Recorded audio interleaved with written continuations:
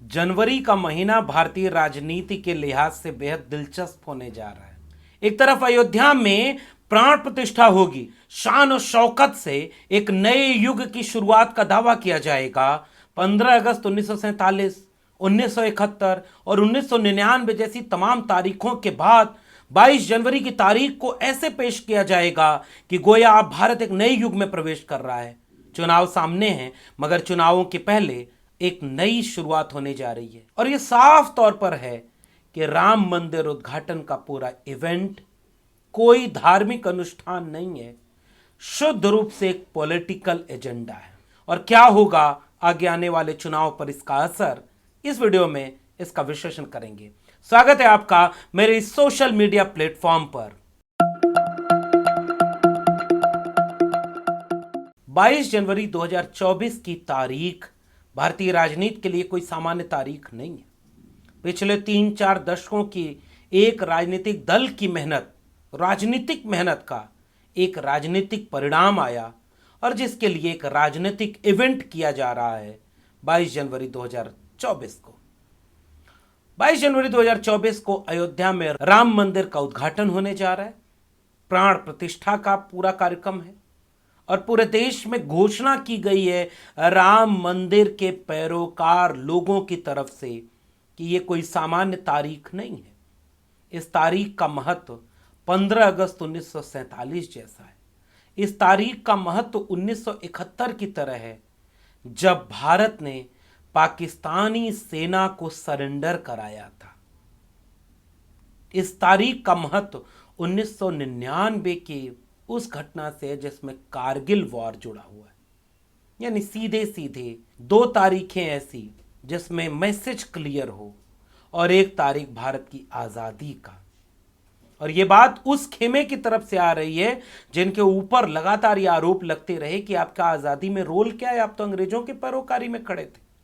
लेकिन फिर भी देखिए राजनीति कैसे करवट लेती है कि 22 जनवरी को राम मंदिर के उद्घाटन का भव्य समारोह और उसकी तुलना किन चीजों से की जा रही है। और यह साफ तौर पर है कि राम मंदिर उद्घाटन का पूरा इवेंट कोई धार्मिक अनुष्ठान नहीं है, शुद्ध रूप से एक पॉलिटिकल एजेंडा है।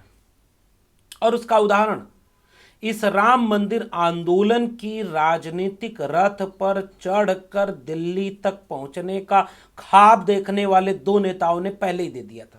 लाल कृष्ण आडवाणी ने, जो रथ यात्रा के मुख्य चेहरा थे, और उस रथ यात्रा के सामने उस दरमियान यह साफ तौर पर कहा था कि यह एक चुनावी एजेंडा है।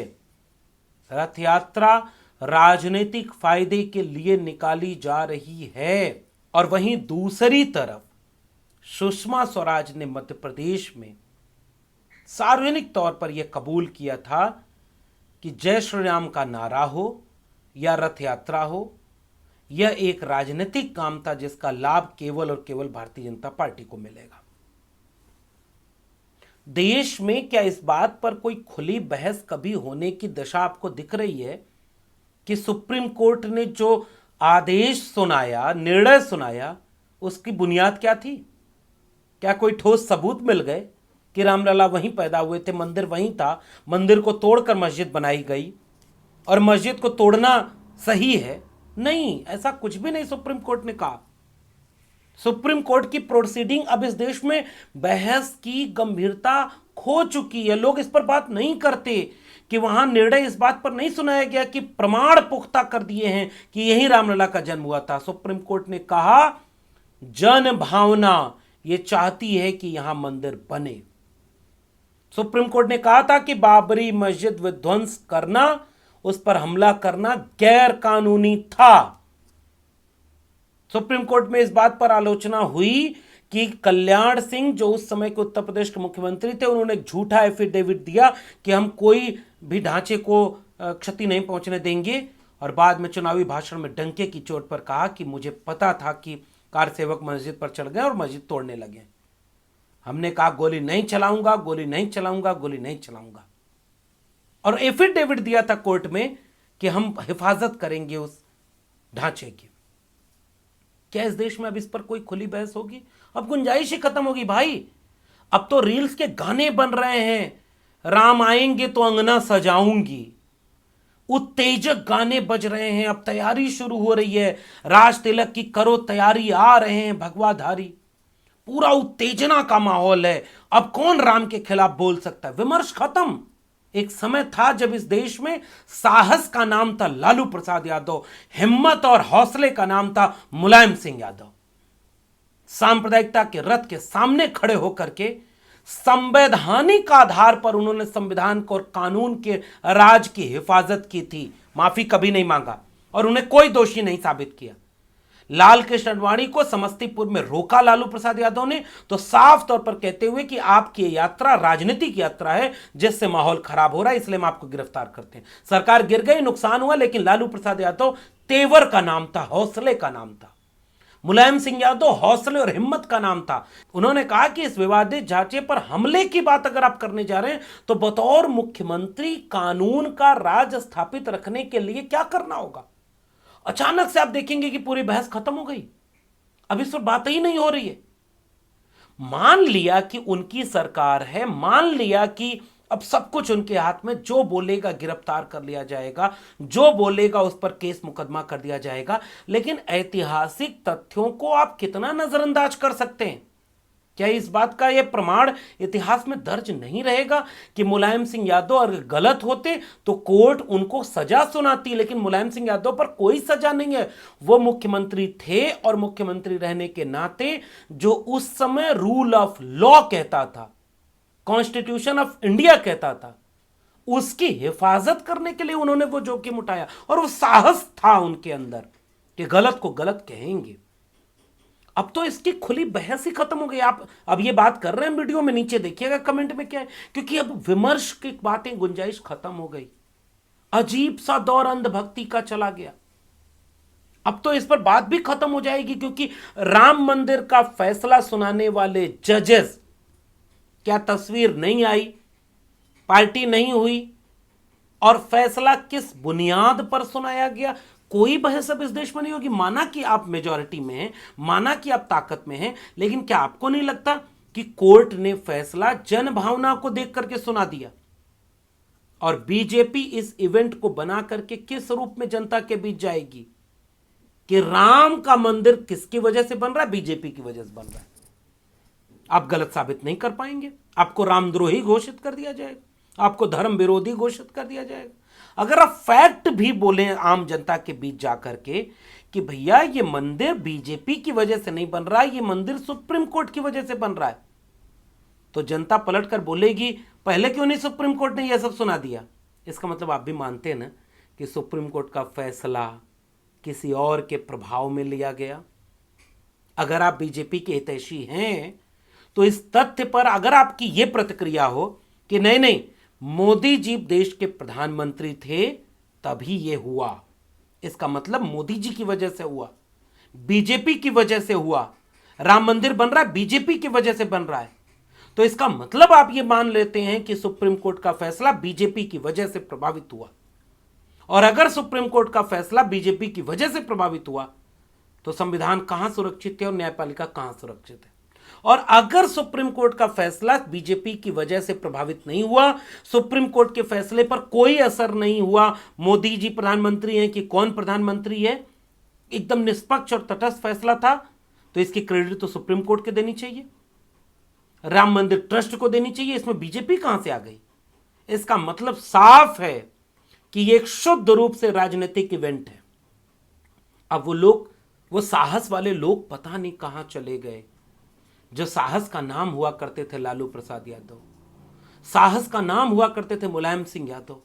मुल्ला मुलायम कहा गया, अपमान किया गया, गोली चलवाने को ऐसे विक्टिमाइज किया जाता है जैसे कोई अपराध किया हो मुलायम सिंह यादव ने।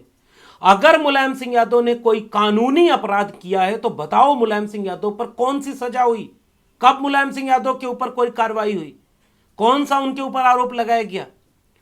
कानून का राज स्थापित करने के लिए उन्होंने वो काम किया जो एक प्रदेश के मुख्यमंत्री को करना चाहिए। लालू प्रसाद यादव ने वही काम किया। किसी भी देश के प्रधानमंत्री, मुख्यमंत्री डीएम एसपी की जिम्मेदारी है कि रूल ऑफ लॉ सुरक्षित रहे, कॉन्स्टिट्यूशन ऑफ इंडिया बचा रहे। और विलन बनाकर मुल्ला मुलायम कहा गया, साहस कमजोर हो गया। लोग, आम जनता मजबूर हो गई है, वो इस बात को समझना भी नहीं चाहती, इस पर खुलकर बात नहीं करना चाहते। अब तो ऐसा लग रहा है कि बातचीत की गुंजाइश खत्म।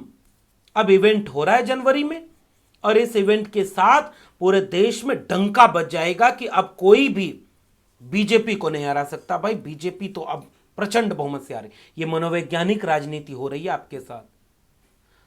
मीडिया उनका लाइव टेलीकास्ट दिखाएगा, महीने भर तक चलेगा, देखिएगा इवेंट। 30 दिसंबर से मोदी जी रथ यात्रा निकाल रहे हैं फिर से, वहां पर 15 किलोमीटर तक अयोध्या में। उसके बाद हर दिन का चार्ट आ गया, लाइव टेलीकास्ट किया जाएगा। एक धार्मिक प्रतीक को बनाया जाए, इसमें कोई दो राय नहीं है, लेकिन वह क्या राजनीतिक इवेंट है कि धार्मिक इवेंट है, यह जरा बता दीजिए। क्या साधु संतों के विरोध की वो फुटेज, वो वीडियो, वो खबरें आपने नहीं देखी जिसमें वो कह रहे हैं कि यहां तो धर्म कहीं बचा ही नहीं, खंडित शिला यहां पर रखी नहीं जा सकती, तमाम तरह के विमर्श। लेकिन अब ये बहस से खत्म हो गए। तो एक शुद्ध रूप से राजनीतिक इवेंट को राजनीतिक बना करके पेश किया जा रहा है। यहां धर्म का दूर दूर तक कोई वास्ता नहीं। संदेश साफ दिया जा रहा है कि अब राजनीतिक इवेंट को राजनीतिक भी न बोला जाए। और राजनीतिक इवेंट पर क्या इस बात पर विश्लेषण अब बंद हो जाएगा कि क्या अब लोग बोलना छोड़ देंगे? इतिहास बहुत लंबा होता है। जो चीज सही, देखिए, जन भावना, जो एक इमोशन, एक चीज, एक तेवर है, वो रहेगा। एक धर्म के मानने वाले लोग अपने देवता को मानते हैं, दिल से मानते हैं, माने, ये उसका पूरा अधिकार है। भारत का संविधान भी उनको ये अधिकार देता है। लेकिन राजनीति कैसे उसके बीच एक खाई की तरह इस्तेमाल करती है, इसका विश्लेषण गांव के गरीब, कमजोर, मजलूम नहीं कर पाएंगे। वो इस भ्रम में आएंगे और बाकायदे उनको इसके लिए तैयार किया जाएगा। व्हाट्सएप पर यही मैसेज भेजा जाएगा कि राम मंदिर बीजेपी बनवा रही, राम मंदिर के बनने से सारा फायदा बीजेपी को मिलेगा, इसलिए वोट बीजेपी को देना। कोई और होता तो मंदिर नहीं बनता। अब एक चीज और मैं याद करना चाह रहा हूं, क्योंकि इसका विश्लेषण करना हमारी जिम्मेदारी है। केवल दोष बीजेपी को क्यों दिया जाए कि उन्होंने रथ यात्रा चलाई, दंगे का माहौल बना। कल्याण सिंह जब मुख्यमंत्री थे तो उन्होंने उनके समय मस्जिद तोड़ दी गई, सब कुछ हुआ, ये सब कुछ चलता रहा तो बीजेपी ने किया। ठीक है भाई, बीजेपी तो डे 1 से कहती थी कि रामलला हम आएंगे, मंदिर वहीं बनाएंगे। उसका एक पॉलिटिकल एजेंडा था, क्लियर एजेंडा था। उन पार्टियों का क्या हुआ जो 1948 में मूर्ति प्रकट कर रहे थे? कौन था उस समय? 1989 में कौन था जिसने ताला खुलवा दिया? कौन था जिसने अयोध्या से प्रचार शुरू कर दिया? कौन था प्रधानमंत्री जब बाबरी मस्जिद पर हमला हुआ? प्रधानमंत्री कौन था? बीजेपी का तो नहीं था। अयोध्या से चुनाव प्रचार अभियान की शुरुआत बीजेपी ने तो नहीं की 1989 में।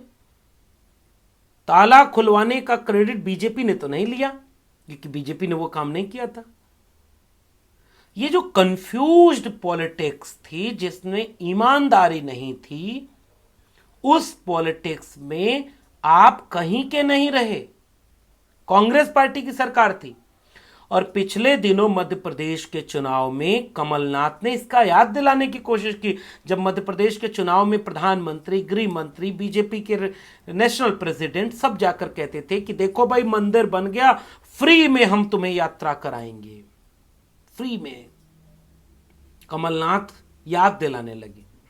कांग्रेस ने मंदिर का ताला खुलवाया, कांग्रेस ने चुनाव प्रचार वहां से शुरू किया, कांग्रेस ने राम मंदिर के लिए रास्ता प्रशस्त किया। तो कांग्रेस को इसका लाभ हुआ क्या? कमलनाथ का वोट बढ़ा क्या ये याद दिलाने से? ये सारा वोट तो और शिफ्ट हो गया बीजेपी की तरफ कि भाई तुमने भले कुछ किया, रुकवाया भी तुम्हें, लेकिन मंदिर तो मोदी जी बनवा रहे हैं, इसको कैसे रोक पाएंगे आप? आपके पास कोई टूल इस बात को रोकने का नहीं है, क्योंकि असल में आप अपनी वैचारिकी में स्पष्ट ही नहीं है कि इस पूरे धार्मिक राजनीति का आपके पास काट क्या है। मंदिर जाकर के धर्म को सेलिब्रेट करके आप धर्म की राजनीति में बीजेपी को कैसे हराएंगे? ये तो पिच बीजेपी की है, बीजेपी वहां जीतेगी। तमाम विपक्षी दलों के लोग इस बात के इंतजार में हैं कि मंदिर उद्घाटन का जो कार्यक्रम हो रहा है उसमें हमको बुलाएंगे कि नहीं बुलाएंगे, बेचैन हुए जा रहे हैं। तमाम क्षेत्रीय दलों के लोग, तमाम वो लोग भी बेचैन हुए जा रहे हैं जिनका सीधा कोई वास्ता इस तरह की राजनीति से है भी नहीं। वो पहले ही कह दे रहे हैं बुलाएंगे तो उसी दिन जाएंगे, नहीं बुलाएंगे तो बाद में चले जाएंगे, जाएंगे जरूर। कौन पूछ रहा है आपको? आप जाएंगे भी तो भी आपको हिंदू विरोधी साबित कर दिया जाएगा। आप जाएंगे तो भी इसका फायदा उन्हीं को मिलेगा। राष्ट्रपति को क्यों नहीं बुलाया? रामनाथ कोविंद दलित थे तो रामनाथ कोविंद को क्यों नहीं बुलाया गया? यह सवाल इस देश में कभी नहीं उठेगा क्या? राष्ट्रपति अगर आज की तारीख में महामहिम द्रौपदी मुर्मू जी हैं तो क्या यह एक राजनीतिक कार्यक्रम है, सरकारी कार्यक्रम है या धार्मिक कार्यक्रम है? उनको बुलाया जाएगा कि नहीं बुलाया जाएगा? और अगर धार्मिक कार्यक्रम है तो एक पॉलिटिकल पार्टी कैसे और बाकी पॉलिटिकल पार्टी को केवल, अच्छा सदारत कौन करेगा? कुछ दिन बाद घोषणा हो जाएगी कि अवतार हैं जो इस समय प्रधानमंत्री हैं, वो सब कुछ करेंगे, वो सरयू नहाएंगे, वो प्राण प्रतिष्ठा करेंगे। देखिएगा आप, लाइव टेलीकास्ट चलेगा। और देश की आम कमजोर गरीब मजलूम अनपढ़ या अपढ़ भीड़ देश की, उसको लगेगा कि सब राममय हो गया। राम तो दिल में थे। एक राम दशरथ का बेटा, एक राम है घर घर लेटा, एक राम का सकल पसारा, एक राम सब जग से न्यारा। वो वाले राम कहां चले गए? इस पॉलिटिकल नारे के सामने, पॉलिटिकल इवेंट के सामने इस देश की आइडिया ऑफ इंडिया का जो अपना आध्यात्मिक कलेवर था वो तो कहीं पीछे छूट गया। इसलिए ये सारी बातें आपसे करनी इसलिए जरूरी है कि कोई इस तरह की चीजों का विरोध नहीं कर रहा। जिसको मंदिर जाना है वो मंदिर जा रहा है और जाएगा। जिसको मस्जिद जाना है वो मस्जिद जा रहा है और जाएगा। संविधान सबको इजाजत देता है। लेकिन एक बात विचार करने वाली है कि राजनीति का धर्म से कैसा रिश्ता होना चाहिए। और अगर धार्मिक इवेंट और राजनीतिक इवेंट के बीच इस देश का बुद्धिजीवी, सामाजिक कार्यकर्ता, प्रोफेसर और पत्रकार इस फर्क को जनता तक नहीं पहुंचाएंगे तो जनता कैसे फर्क करेगी कि राजनीतिक इवेंट कौन सा है और धार्मिक इवेंट कौन सा है? और राजनीतिक इवेंट का राजनीतिक फायदा होता है, उसके तरीके अलग होते हैं, उसका जमीन अलग होती है। धार्मिक इवेंट बिल्कुल अलग होते हैं। इसलिए आज की पूरी बातचीत में उस पूरे इतिहास को आपसे रूबरू कराया गया कि पॉलिटिकल इवेंट और कल्चरल रिलीजियस इवेंट के बीच फर्क कब देश की जनता कर पाएगी और क्या यह फर्क नहीं करना चाहिए। आप भी लिख के बताइए। देखिए इस तरह की वीडियोस पर नीचे खूब ढेर सारे कमेंट आएंगे, बेतरतीब आएंगे, बकवास आएंगे, लेकिन उनका अध्ययन नहीं होता। उनके पास प्रमाण नहीं है कि सुप्रीम कोर्ट के निर्णय में क्या था, पूरे आंदोलन के समय क्या क्या होता रहा, कैसे इस आंदोलन की परिणति हुई, कैसे बदला, कैसे चीजें चलती रहीं। इस पर अब बहस नहीं होती। अब एक उत्तेजक आईटी सेल बना दी गई है जिसको कोई मतलब नहीं। वो केवल स्लोगन रेज करता है, झंडे का आइकॉन लगाता है, जय श्री राम बोलता है और बाकी लोगों को अनाप शनाप उल्टा पुल्टा गाली गलौज धमकी सब बोलता है। क्या इस देश में अब यही कॉमन सेंस बना दिया जाएगा? अब बात आपसे नहीं होने की गुंजाइश है। इतिहास पर, तथ्य पर, प्रमाण पर, सुप्रीम कोर्ट के निर्णय पर, सुप्रीम कोर्ट के जजों की भूमिका पर, राजनीतिक आंदोलन पर, राजनीति पर, चुनावी राजनीति से इसके रिश्ते पर अब बहुत बात नहीं होगी। हम तो करेंगे इस उम्मीद में कि कुछ लोग होंगे जो इस बात को समझेंगे।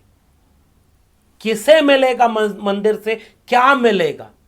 देखिएगा, आपको मीडिया प्रचार करेगा कि अब इस देश में कोई कमी नहीं, कोई समस्या नहीं, सब एकदम सतयुग आ गया, राममय आ गया, राम राज्य स्थापित हो गया, शिक्षा, स्वास्थ्य, रोजगार, रोटी, कपड़ा, मकान पर ये टीवी चैनल कभी इतने लाइव इवेंट नहीं चलाएंगे। और वे राजनीतिक दल अपना नैतिक साहस भी खो चुके हैं, जो लालायित हैं कि हमको भी बुला लो, हम मंदिर में आ जाएं। हमको नहीं बुलाएगा तो हम बाद में जाएंगे, लेकिन जाएंगे, हम भी धार्मिक हैं। इससे क्या लाभ आपको हासिल हो रहा है? मेरा सुझाव यह होता है उन तमाम राजनीतिक दलों को जिनका चुनावी एजेंडा धर्म नहीं है, आपको धर्म के तमाम इन विषयों पर खामोश हो जाना चाहिए, चुप हो जाना चाहिए। आप विरोध नहीं कर सकते, राजनीति में कभी विरोध नहीं कर सकते आप, क्योंकि आपको चुनाव लड़ना है। आप चुप हो जाइए, आप इग्नोर कर दीजिए, आप अपने एजेंडे पर कायम रखिए।